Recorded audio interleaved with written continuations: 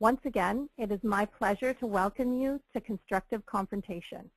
Our guide today is Gregg Thompson, a keynote speaker, author, and executive leadership coach with a passion for developing the greatness in individuals and organizations.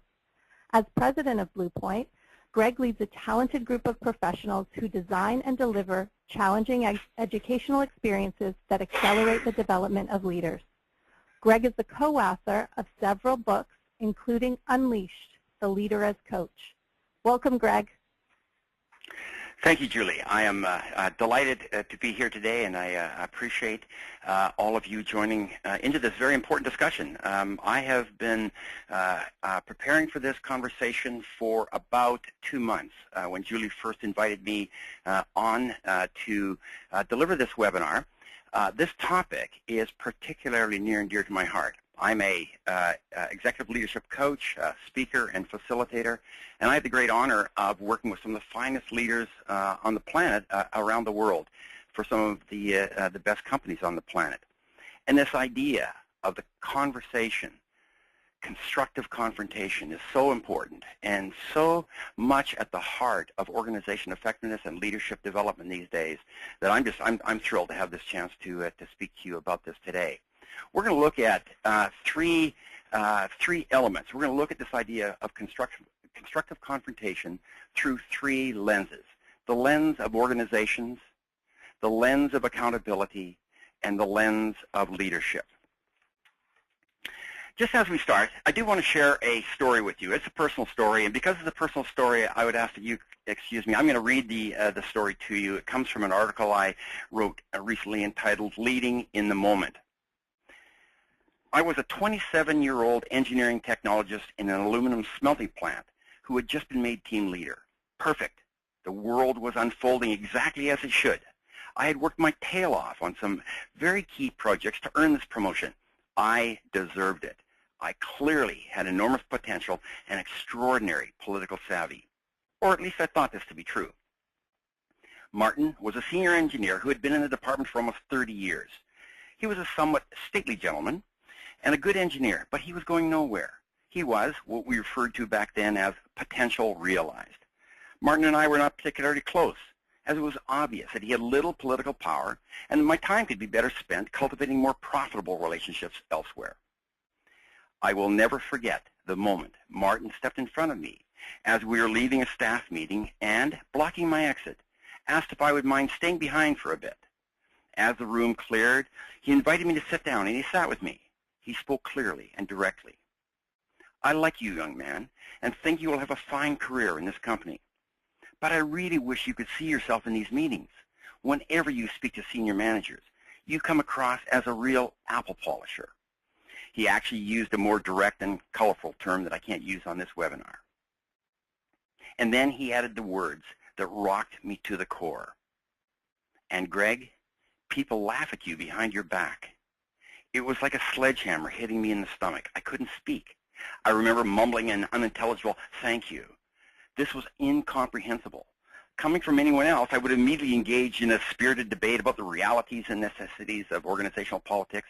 However, somehow I knew Martin wasn't there to debate the topic, and he wasn't there to criticize me. I knew instantly that for some reason he cared enough about me to tell me something others would not.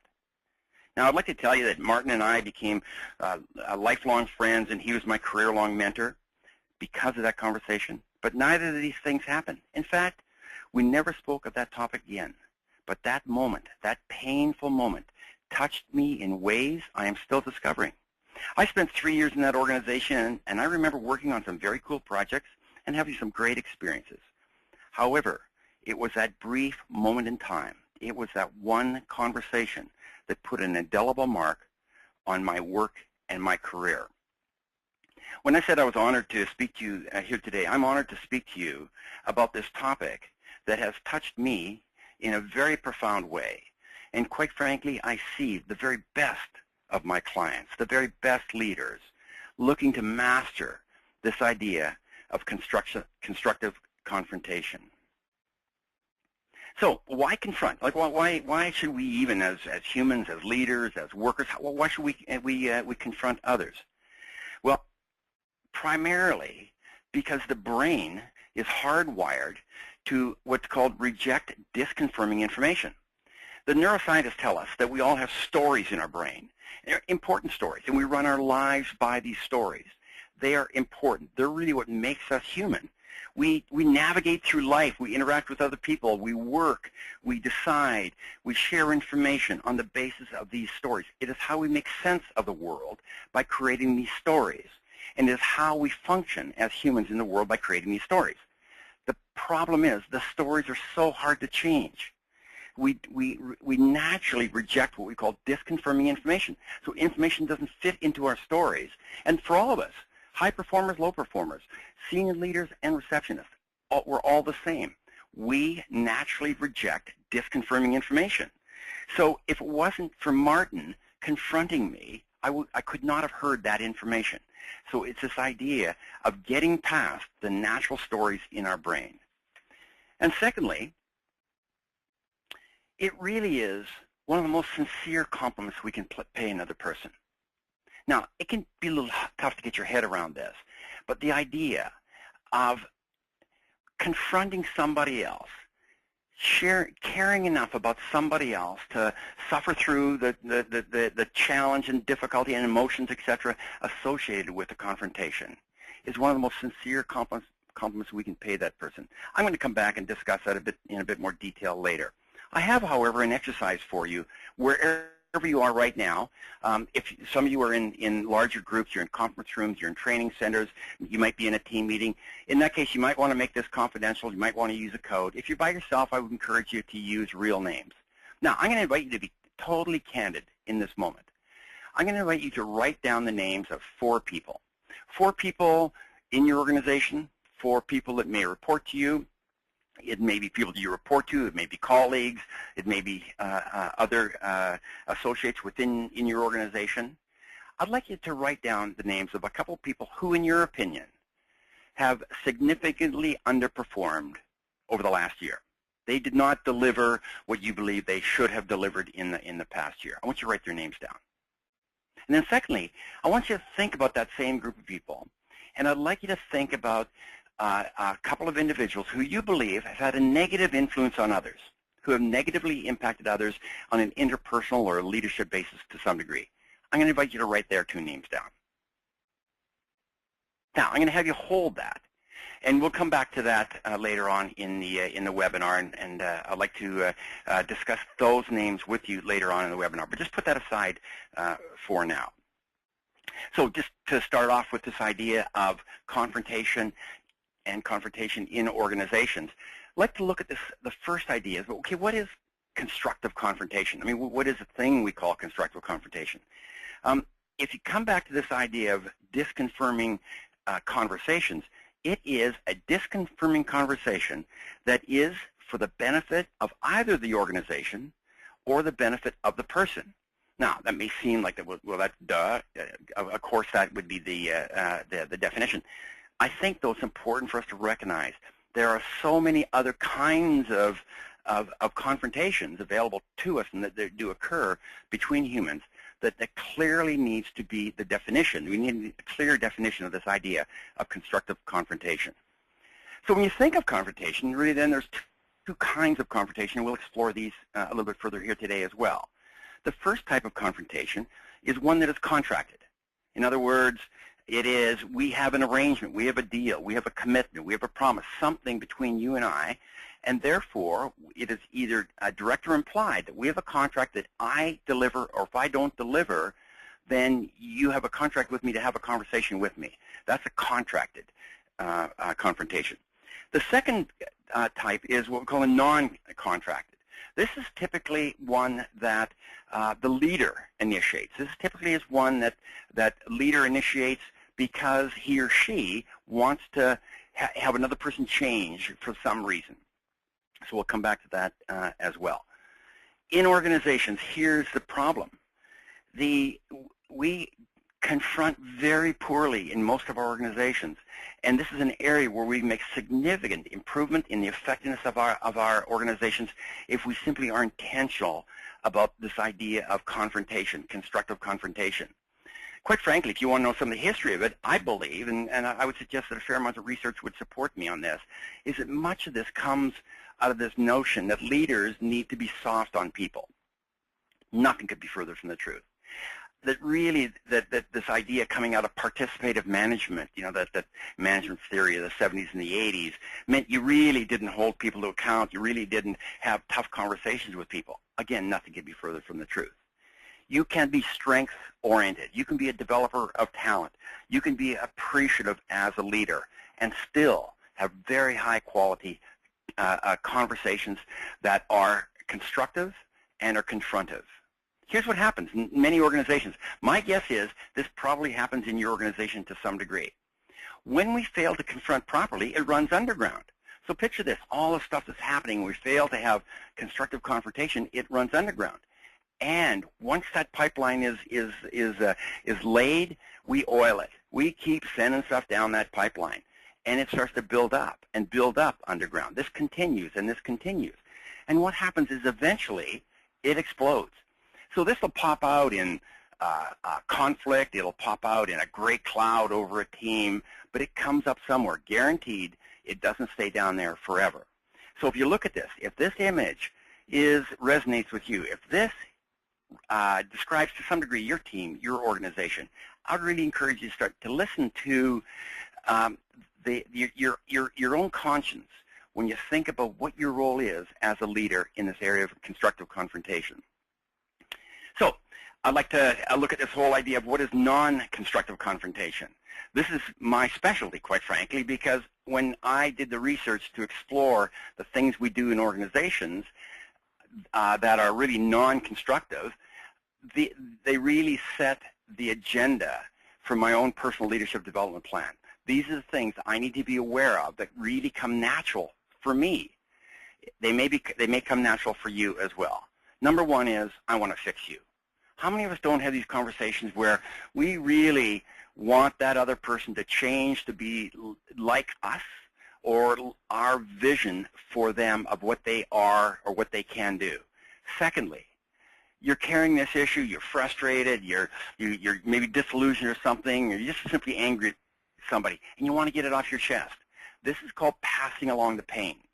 The psychologists tell us that passing along the pain is the reason that alcoholics spawn alcoholic children, that abusers spawn abusers. Is because we continually want to pass along the pain. There's something about the human condition that thinks if we are experiencing grief or pain or distress, that if we give that to somebody else, that somehow that leaves us.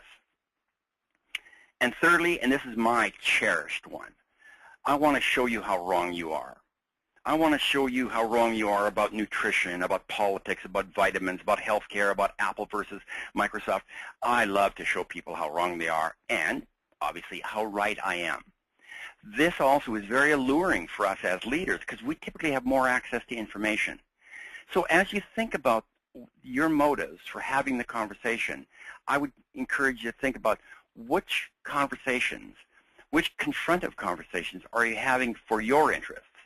Or which ones are you having for the other person's or the organization's interest?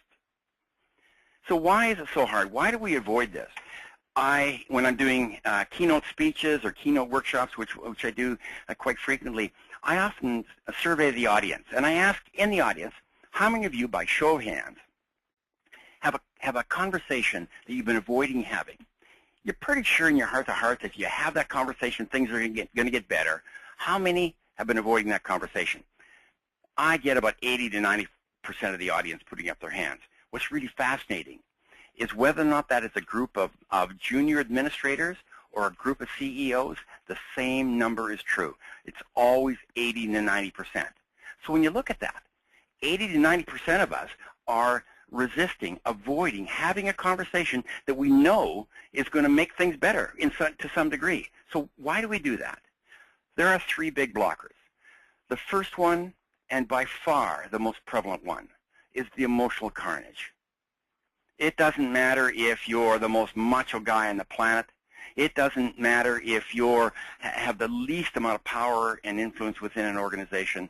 Most of us do not like the emotional carnage, the emotional spikes, that uncontrollable reaction that might possibly come from that confrontation. The second one is we think is the loss of a relationship. Joe is not going to like me anymore. Matter of fact, I may hurt Joe in this process.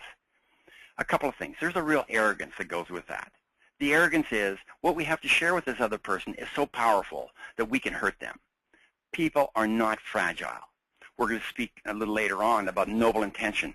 If you have noble intention when you're engaging in that conversation, the risk of hurting somebody else is minuscule. And on the other hand, you rarely lose a relationship over this. Again, if you have noble intention, actually quite the opposite is true. Think about it. Think about the number of people in your life who have cared enough about you to have that difficult conversation. I believe we have a special place in our heart for those people. I believe that we gravitate to those people that we know care about us. We do not gravitate towards the yes people, the people that we know are always just polishing the apple for us. And the third one is the fear of retribution. The fear of retribution. And do you know what the retribution is? We fear the tables being turned. What we fear is that person saying, oh, so it's okay to confront. And then that confrontation coming back to us. Now, what's really fascinating about all three of these is that they are real and they are difficult. And candidly, if you read most of the books on this whole idea of confrontation and important coach-like conversations and the like, they are all skill-based. And they tell you if you use these nifty interpersonal skills, you can get around all of this. It's bunk. This is real. The emotional carnage, the fear of loss of the relationship, the fear of retribution, these are real. And the sooner we recognize that, especially as leaders in the organization, the sooner we realize that we have to suck up the courage to do them anyway. We need to risk things in those conversations. We need to prepare to sacrifice and to maybe even sacrifice the relationship if that is indeed the outcome of the conversation. My encouragement to you is to not downplay how difficult these are. They are difficult. Now, I'm going to talk a little later on about how you can manage that, how you can develop the approaches to these conversations that will over time make them easier and make them more effective.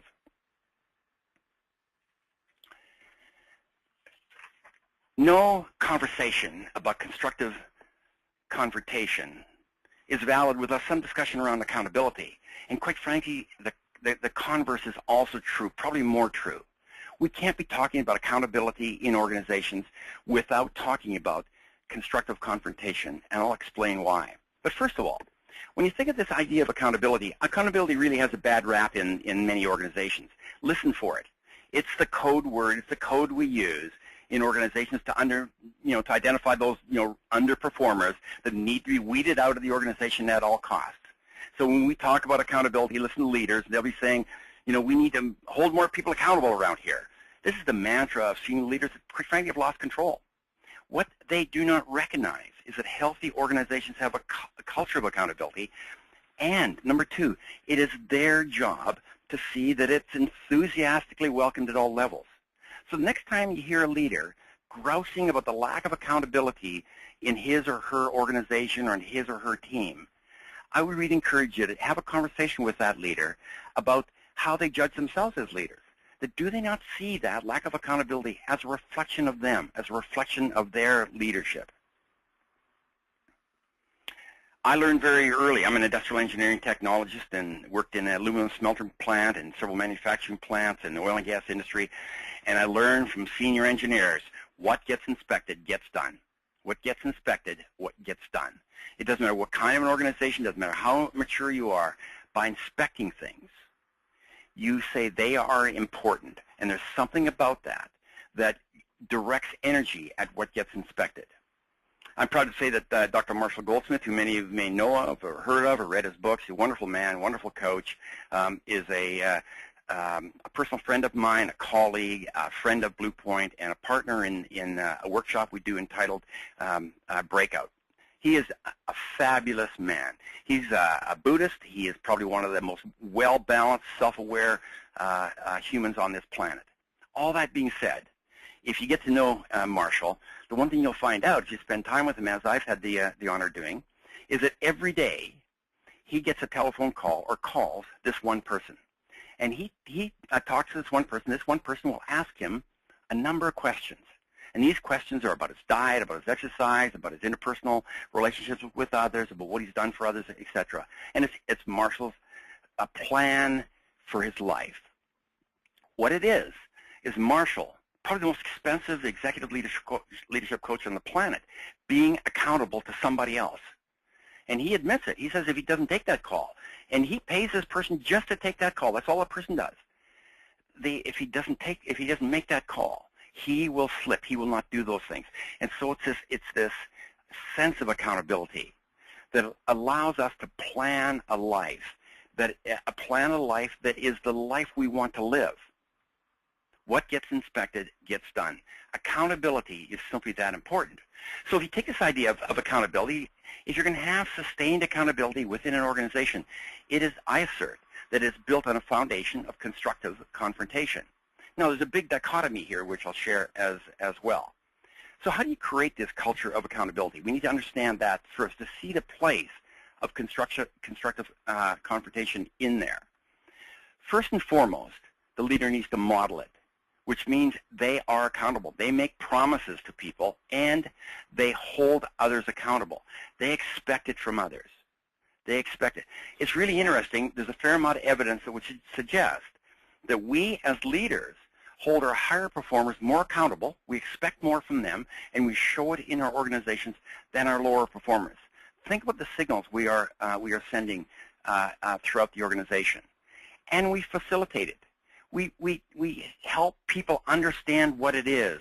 We help people recognize that it's not bad. We help people recognize the power of constructive confrontation, the power of accountability. Just want to share a facilitative exercise that we do in Bluepoint in some of our workshops, incredibly powerful. When we want to encourage and facilitate what we call constructive confrontation conversations in a workshop, real live ones with real live teams, we often use this exercise. It's called the leadership encounter. Now, this is not an exercise that is to be entered in lightly. It's not for the faint of heart. It's extraordinarily challenging, but the payoffs are huge. What happens is a team will work together and they'll get a deck of cards, and people will choose from the deck of cards a confrontation, a piece of feedback, an area they'd like to explore as a leader. And it's really interesting. By simply providing that card deck, putting them in that system, it gives them permission to both give and receive that kind of feedback. So they'll ask questions like this. Do others attribute their high performance and career success to me?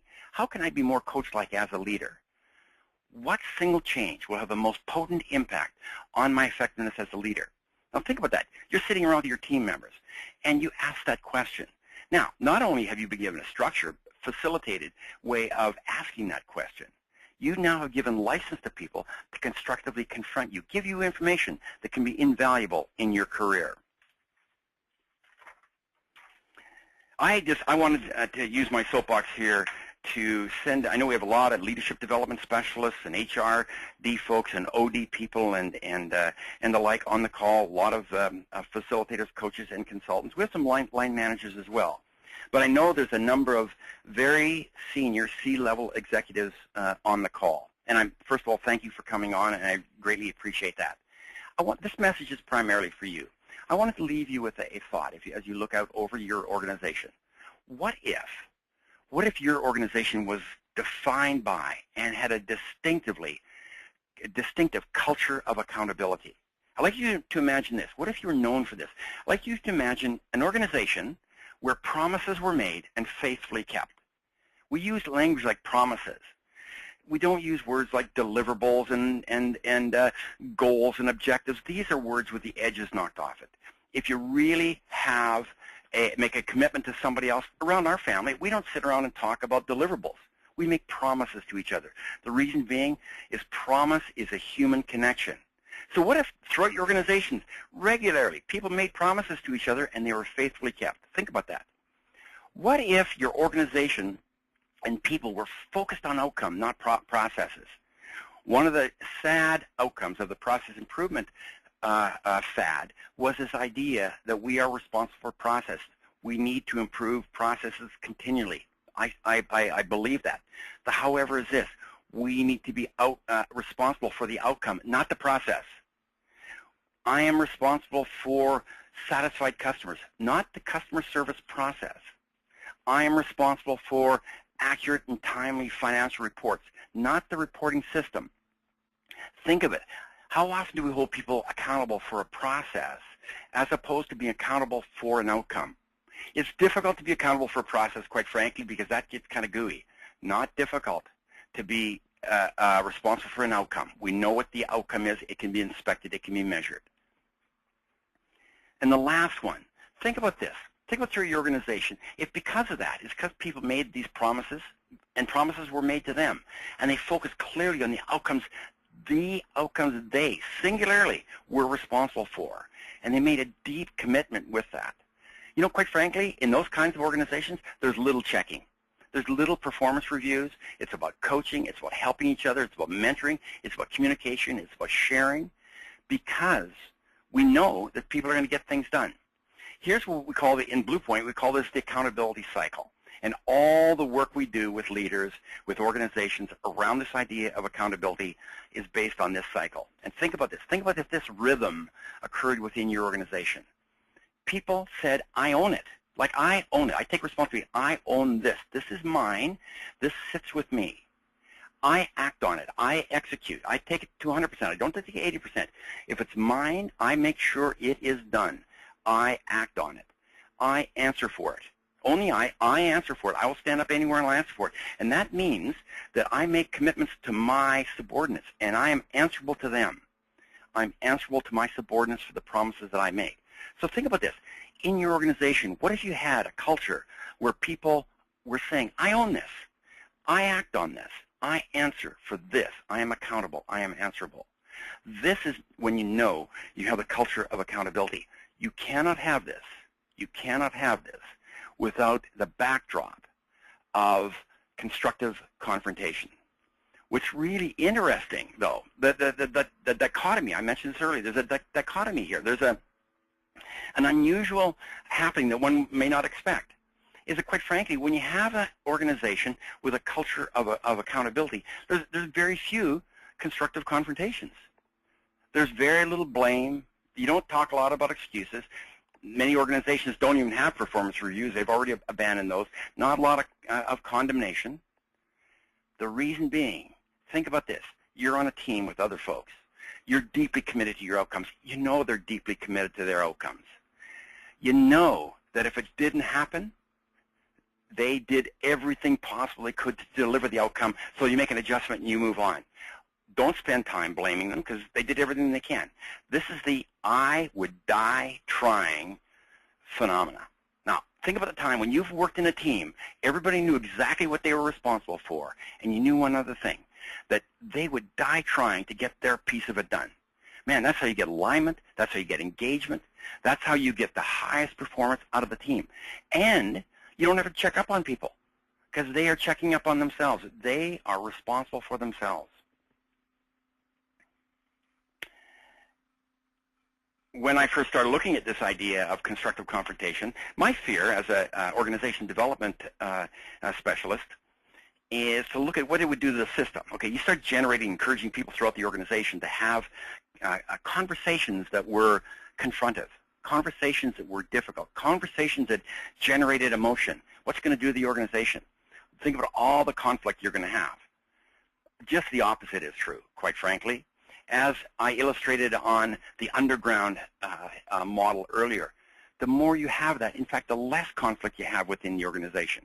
And quite frankly, it builds organizational muscle. Organizations that start this and continue this end up being able to do it better and better and better, and it really becomes just simply part of their DNA. This actually significantly reduces conflict within the organization. Look at an organization that is rife with conflict, and you'll find they rarely have honest, constructive confrontation in that organization. The organization will be rife with underground energies, conversations behind people's back, conversations negative about the organization over a beer after work. this is the hallmark of an organization that is immature in the area of confrontation. So Bluepoint is a leadership development firm. We are so proud to work with some of the finest organizations in the world, and because of that, I simply couldn't have this webinar without looking at it through the lens of the leader. And so we see leadership, quite frankly, as everyone's business. So no matter what your position is in the organization, think of yourself as a leader. Think of yourself as somebody who can, in some way, have a positive impact on the performance and or careers of others. So at the very core, if you look at leadership as that positive impact on others in terms of their performance, their engagement, their commitment, this is something that is within the purview, within the portfolio of all of us. So here's the typical conflict cycle in organizations, and we all experience this. We all experience this, and sadly, again, this is the daily diet in a lot of organizations, unless we are intentional about the way we have our conversations. We start off with things that just annoy us: unmet expectations and interpersonal failures. Now, these are two broad categories. 99% of the things that go wrong in organizations, the things we as leaders see as failures, are either people not getting stuff done, or there's some kind of interpersonal issue, leadership issue, relational issue, or something. So these are the two big buckets. And I can tell you, as a leader, our first reaction is disappointment. Think about it. Be honest with yourself. How many times have you just been so disappointed with what other people have done within the organization or how they get along? That goes deeper. As we sit with that, as we live with that disappointment, it turns into frustration. You sit with that long enough, it ends up being disillusionment. Now, at the disillusionment point is when we start to get de-energized. Think about times when you worked in an organization where you felt pretty disillusioned. That is at the lowest ebb of energy. Now, you start to get a little bit more energy when you start getting mad about it. It brings in negative energy, quite frankly. How many of us as leaders have not been angry at the performance or behavior of others in the organization? How that tends to pop up is poorly done conflict, or I think even worse, because it lasts a long time, is this idea of pervasive distrust. Somebody somewhere in the organization can't get along with others, has a bad reputation, is seen as disruptive, not a team player, in some way a negative influence on others within the organization. We tend to end up with this idea of a pervasive distrust for that person. When you look at this slide now, if you recognize any of yourself in that, or your organization or your work, I have news for you. You are normal.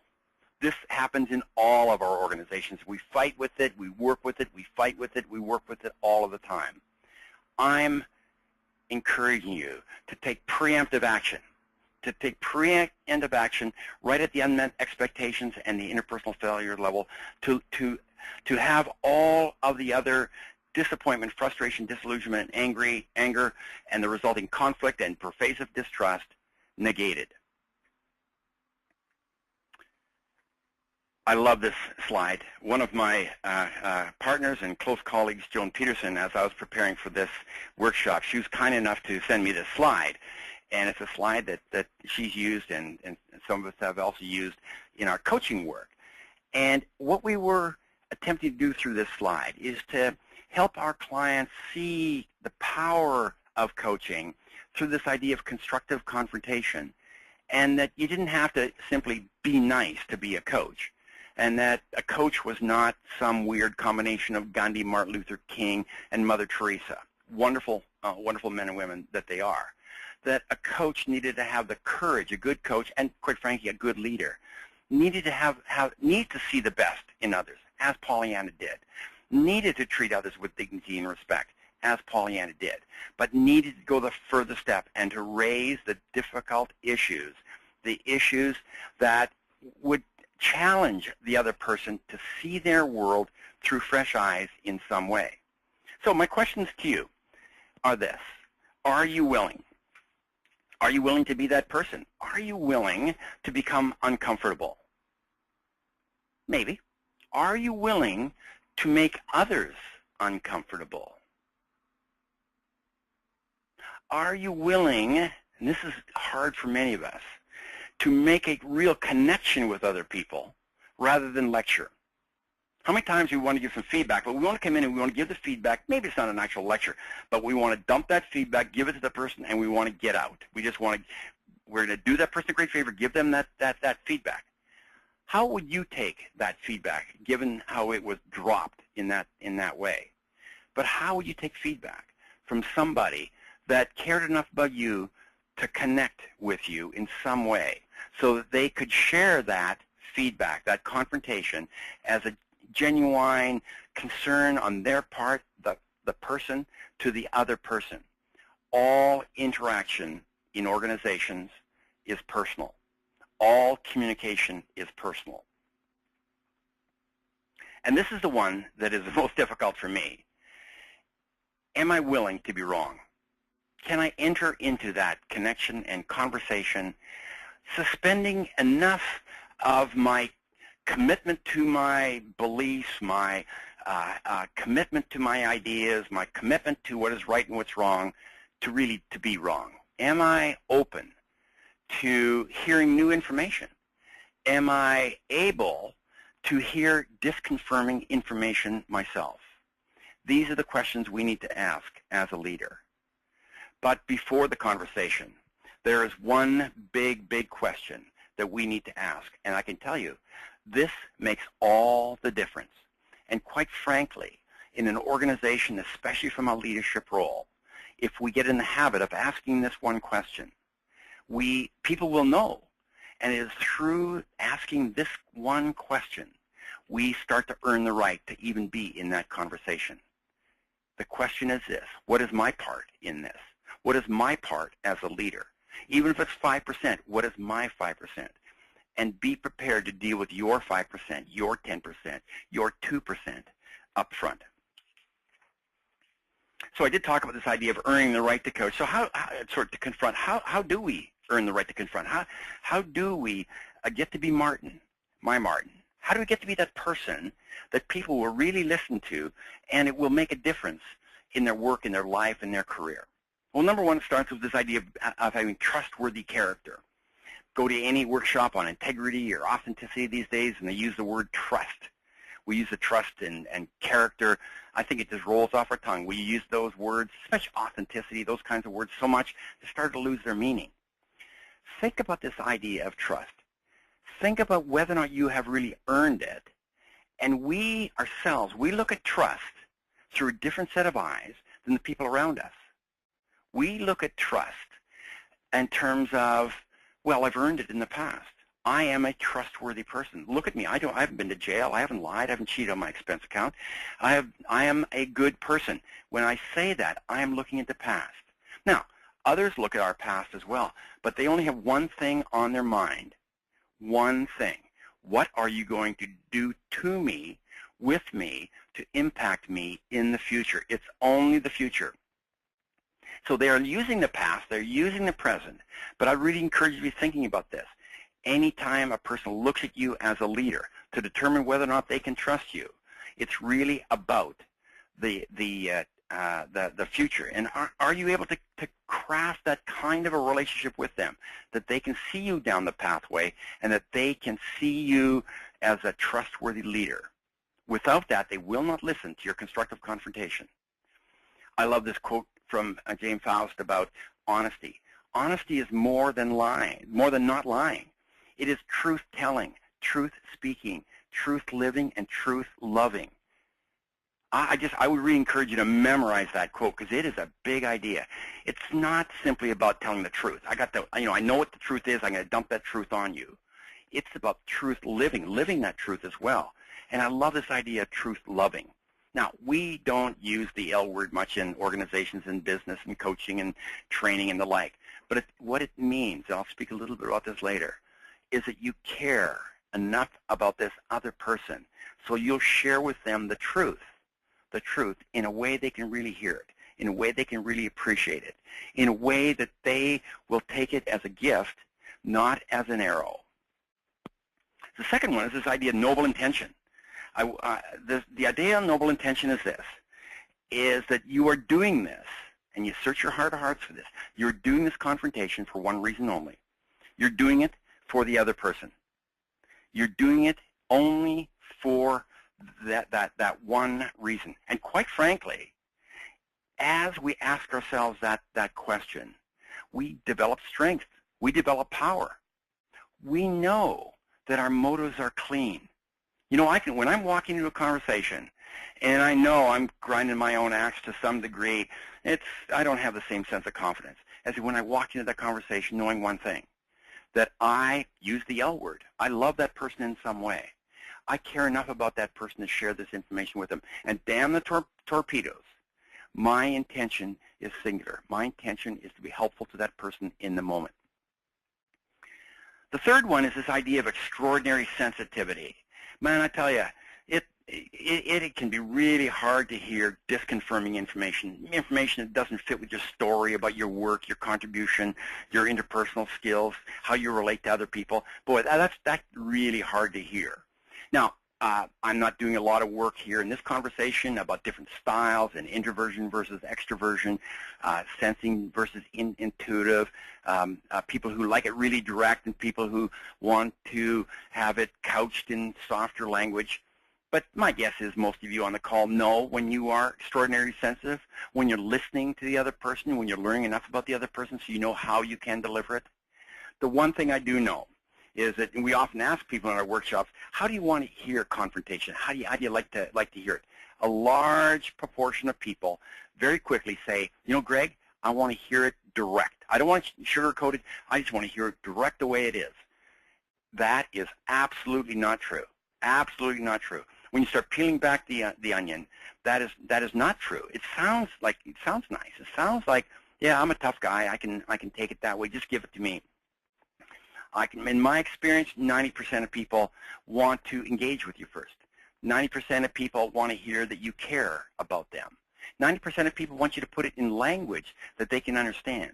A lot of people, especially introverts, want to hear it before the conversation, want to have time for it to soak in, and then have that honest conversation. Extraordinary sensitivity is not about following some set of MBTI or FIRO-B or emergenetics guidelines. These are all very, very helpful, by the way. But it's about engaging that part of yourself that can really understand how this other person might best react to the situation. I want to also take this opportunity to share another idea with you. And this one I get from Nietzsche, the great philosopher. I'd like you to think about this for a minute. Whoever fights monsters should see to it that in the process he does not become a monster. Now, this message is primarily for my colleagues in the audience, people who work in the leadership development business, the management development business, the organization development business, because of the coaching and facilitators, speakers, because of the nature of our work. We get to do this work a lot. We become very skilled at giving feedback, at framing confrontation in ways that people can hear, at having conversations with people that other people would not. I share this with you because we also need to maintain our sensitivity. It's really easy in our business to become so at ease of having these conversations that we lose the sensitivity to how the other person is receiving it. We may have had that conversation 100 times, but Joe is hearing it for the first time. We may have talked about this kind of thing 100 times before, but Sally has never, ever heard of anything like this ever in her life before. So for those of us in the audience who are in the business of helping people coach, communicate, lead in some way, my encouragement to you is to take a look at yourself as well.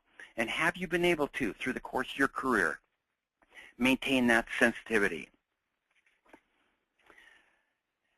This is more a discussion on the ideas around constructive confrontation, as opposed to these are the 7 practices or skills you need to master to be really good at this. I do, however, want to talk to you about a couple of things that are particularly important for us, because they're really at the core of this idea of constructive confrontation. Number one is this idea of emotional carnage. Emotional carnage. How many of us, as I said earlier, don't to some degree fear that other person, their emotion may pop up, and we will need to react with that in some way, from anger to tears to all kinds of every emotion in between. There's a wonderful Dilbert cartoon from years and years ago, and it's Dilbert saying feedback is okay as long as you don't get any on you. I love that cartoon. My guess is that many of you on the call have done training in or have looked at this idea and reading around emotional intelligence. And my encouragement to you is that is probably the finest source of building the internal muscle to deal with that emotional carnage. Through that, you're going to learn things about, I own my own stuff. I don't own this other person's emotions. I will have emotions, but I can master my own emotions.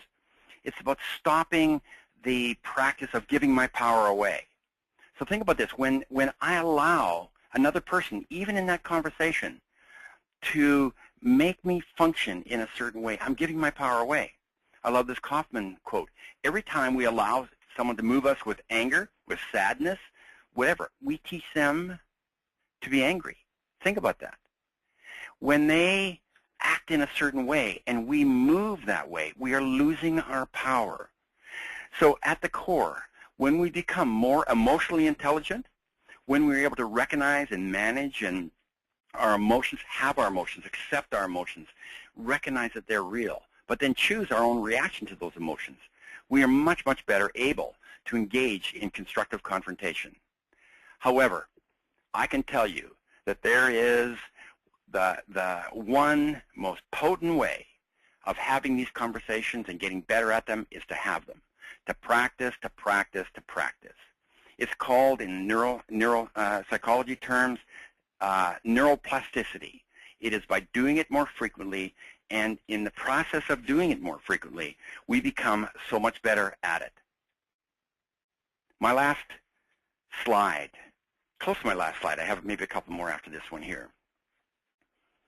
At Bluepoint, we like to say, walk away empty. We know when we have said all that needed to be said. We know that we're not carrying away a piece of that conversation. So I would really encourage you, if you want to take away anything from this webinar today, is to be thinking about this. Am I helpful in my conversations? Am I having a lasting, permanent, indelible impact that is positive on other people? And am I walking away empty? Am I saying everything that needs to be said? So in this moment, now I'm going to have you reflect back on those 4 people that you identified earlier. And I'd like to put on your servant leadership hat. How might you best serve these people? How might you best have a conversation with each of these 4 people? And are you prepared to commit to have that conversation with these 4 people? And is it a conversation you'll have with noble intention? And is it a conversation you'll have with extraordinary sensitivity? And are you prepared to endure the emotional carnage, the potential rejection, the potential retribution that will come out of that conversation because you care enough about the other person? So that leads into the 2 big questions I will leave with you as leaders. First, do you really care enough about your organization and your business to hold people accountable for the outcomes they agreed to deliver? Do you care enough about your organization and your business to hold people accountable for the outcomes they agreed to deliver? If you do not, don't bother. Save your breath to cool your porridge. This is about caring. And number 2, do you care enough about others to share with them the information they need to have in order to change? Do you care enough about others to do so? It's really interesting about this idea of constructive confrontation. There are some skills associated with that, and quite frankly, I'm proud to say at Bluepoint we teach a lot of those skills as to how you can have those kinds of conversations. But I do want to leave you with even a bigger message. It's much more about an attitude. It's much more about a commitment to people and a commitment to your organization and a commitment to your business. I want to thank you for your time today. As I'm sure you sensed from the nature of this discussion, I believe this to be one of the most important elements for leaders to attend to in our organizations today. Thanks, Greg. If you enjoyed the webinar today, we invite you to consider Bluepoint for your organization's next leadership conference or management meeting. Bluepoint's keynote workshops are designed to be much more than your typical speech by the latest best-selling author. Every Bluepoint keynote workshop is a highly interactive and engaging learning experience, and participants leave the session with potent tools and practical skills that they can immediately use to increase their impact as leaders. We offer keynotes on a variety of leadership topics, and sessions are typically 1 to 3 hours in length. For more information about customizing a keynote workshop to support your organization's leadership competencies and strategic priorities, please contact me at juliehenry@bluepointleadership.com. As always, we encourage you to visit our website for more leadership videos, articles, and webinars. You can find us at bluepointleadership.com. Thanks so much, and enjoy the rest of your day.